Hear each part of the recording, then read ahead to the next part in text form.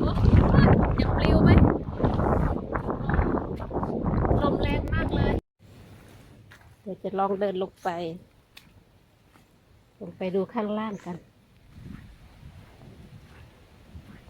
สวยนะ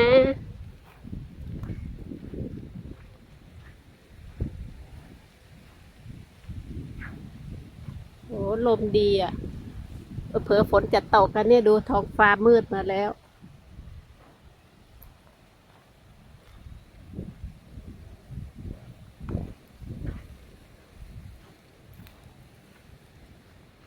ได้ยินเสียงคลื่นอยู่ไกลๆพอน้ำเข้าลงเป็นเนินลงไปเดี๋ยวจะเดินลงไปดีกว่าเดินลงไปตรงนี้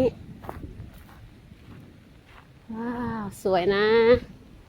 สวยอีกแบบหนึ่งเนาะดูสิสวยงามมากเลยเรือถ้าน้ำลงแบบนี้เขาก็ออกไปไม่ได้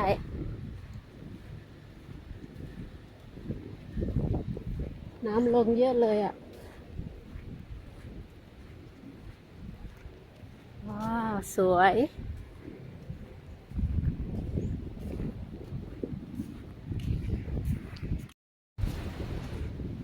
เหมือนฝนจะตกเลยท้องฟ้ามืดลมดีลมแรง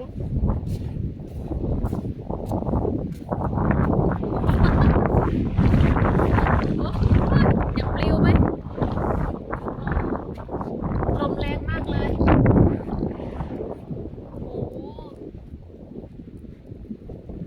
ลมแรงมากเลย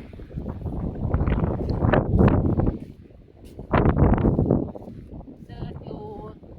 ตรงนี้ด้วยอุ้ยท้องฟ้ามืด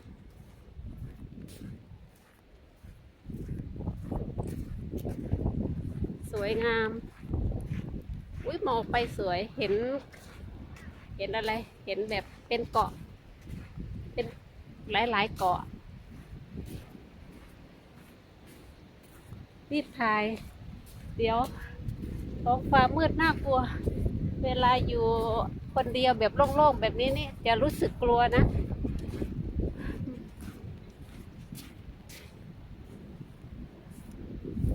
อุ้ยอะไรอะไรตายไม่รู้รู้สึกกลัวไงไม่รู้อ่ะก็กลัวความโลภ กลัวความโล่งกลัวความรู้สึกตัวเองเหมือนกับคนกลัวความมืดอ่ะกลัวว่าจะเห็นผีอะไรแบบนั้นอ่ะทำนองแบบนั้นเลยมีความรู้สึกแบบมันไม่มีที่เกาะเพราะมันโล่งเกินเนี้ยเดินแค่นี้แล้วกันนะคะเพราะว่าไปเดินไปตรงโน้นแล้วมันอยู่ไกลลมก็แรง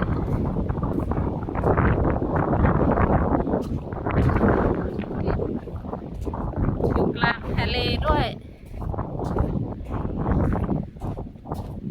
เดินกลับดีกว่าก็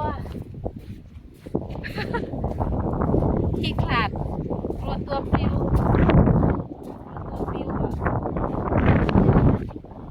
อ่ะอย่านะกลัวมีคนเคยเป็นเหมือนเราไหมมีความรู้สึกกลัวที่โล่งๆอ่ะกลัวที่โล่งๆลมพัดแรงๆ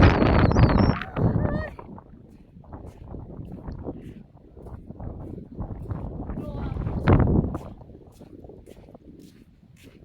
รีบเดินดีกว่า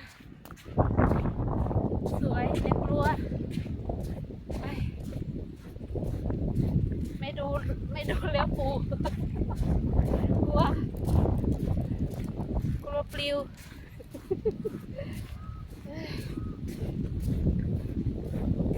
ดูท้องฟ้านะท้องฟ้าก็โล่งๆก็โล่งหมดเลยอ่ะแล้วลมก็พัดแรงๆมีใครมีความรู้สึกแบบนี้บ้างไหมไปดีกว่ากลับ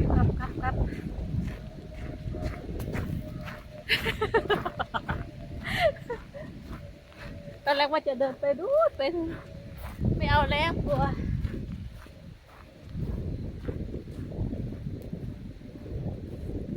กลัวตัวลอยอ่ะมันโล่งเกินความรู้สึกแบบนี้เคยเกิดขึ้นตอนเด็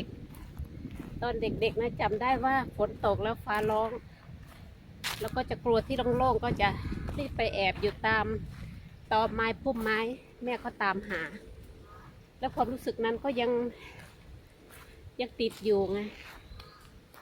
เลยกลัวโอ้พออยู่ใกล้ต้นไม้อุ่นใจขึ้นมา